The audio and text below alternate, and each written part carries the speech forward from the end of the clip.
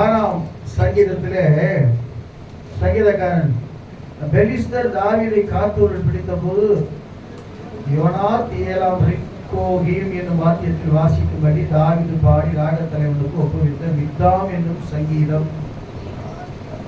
கர்த்தருக்கு ஸ்தோத்திரம். சங்கீதக்காரனை தாவீதை பிடிச்சிடறாங்க.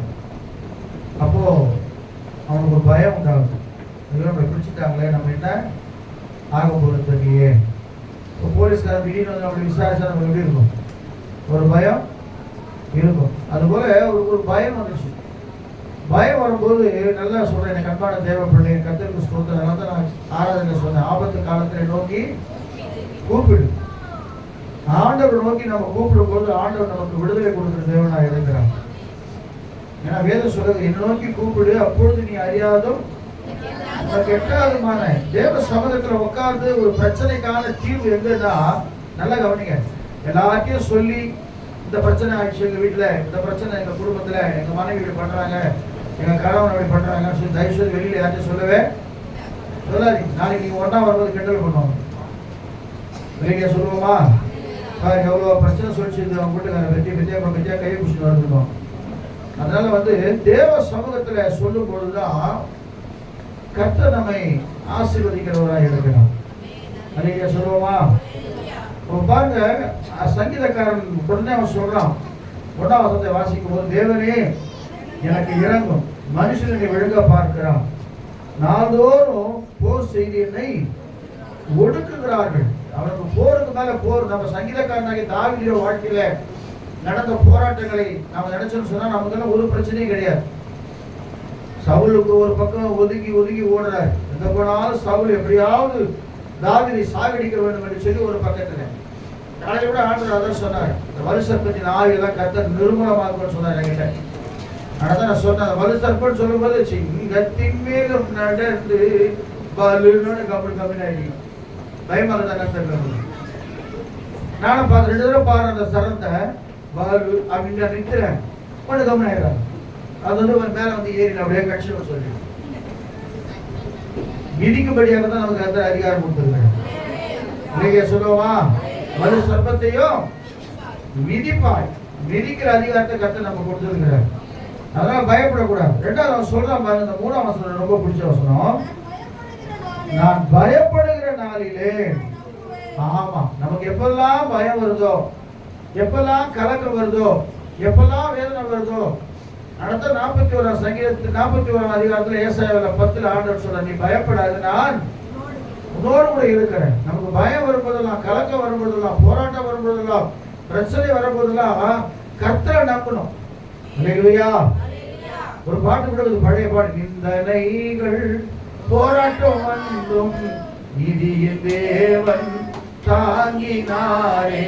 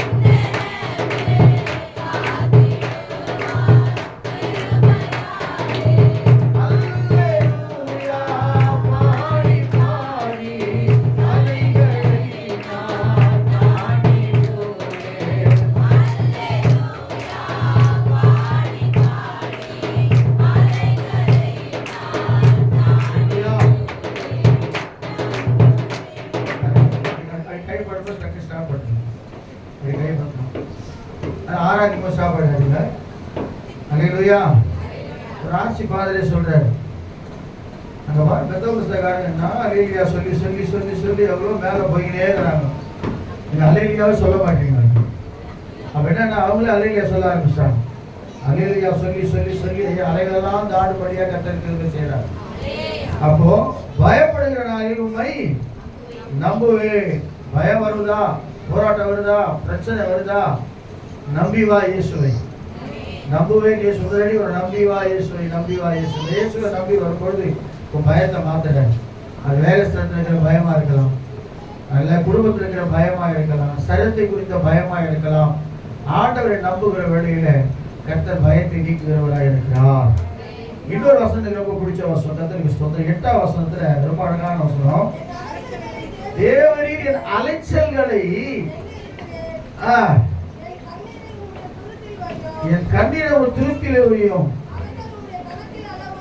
ஆமா, இவர் ஒரு அக்கௌண்ட்ல போடுறாரு. அக்கௌண்ட் என்ன போடணும்? நம்ம அக்கௌண்ட்ல என்ன போடுவோம்?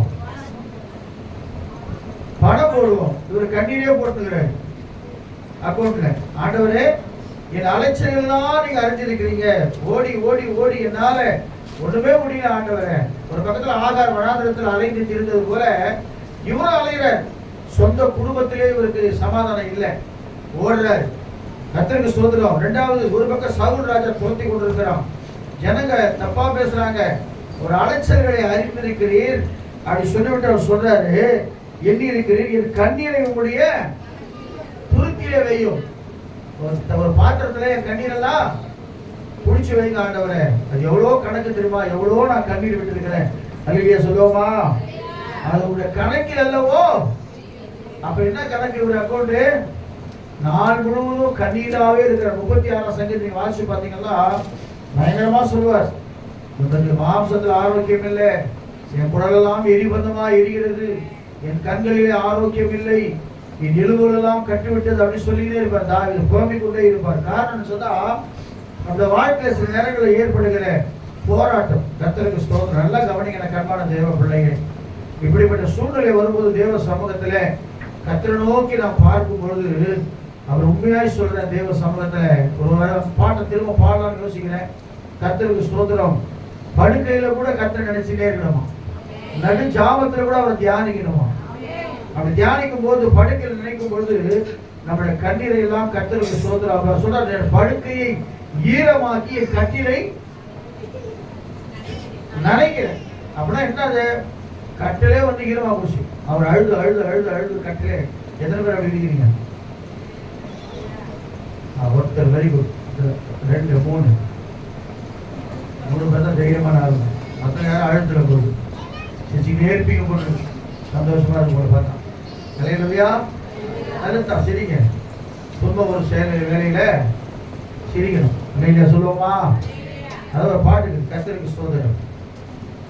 எனது ஆன்மா உம்மை நோக்கி நானும் ஏங்குதையா,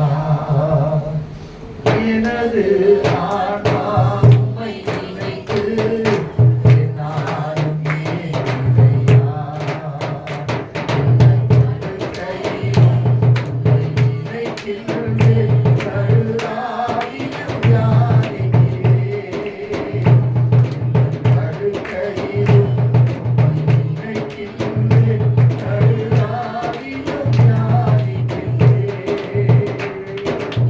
Yes, sir.